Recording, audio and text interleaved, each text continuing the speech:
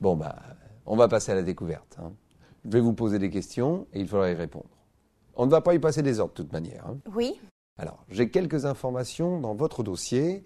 On va refaire le point dessus et puis on complétera si nécessaire.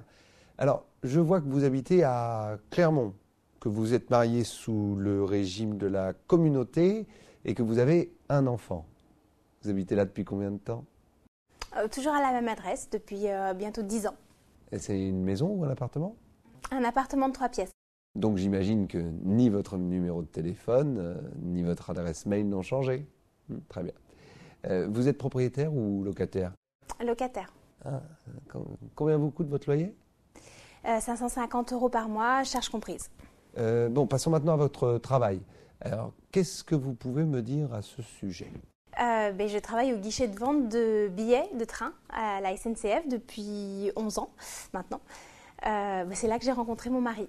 Je gagne approximativement 1400 € par mois. Ah, très bien, très bien. Alors, avant de passer à monsieur, j'ai oublié de vous demander, votre enfant, c'est un garçon ou une fille? C'est une fille, Camille, qui va avoir 10 ans en décembre prochain. Et elle est en quelle classe? CM2. Ah, je vois qu'elle n'est pas cliente dans notre établissement bancaire. Elle a un compte ailleurs ou... Bon, on en reparlera plus tard, d'accord? Alors, revenons à votre mari. Quelle profession exerce-t-il? Il est conducteur de train à la SNCF depuis 12 ans. Il gagne environ 1850 € par mois.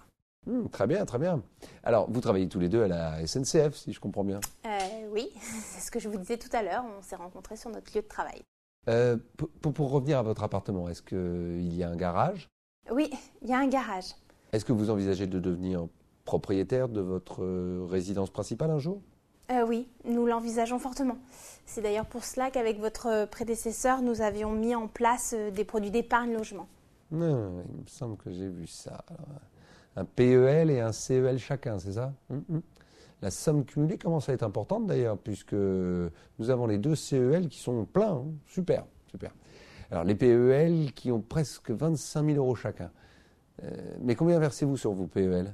300 € sur chacun, plus des versements complémentaires quand on peut. Super. Mais quand avez-vous prévu de devenir propriétaire? Vous avez déjà visité des choses? Vous êtes fixé un budget de prêt maximum ou une mensualité à ne pas dépasser?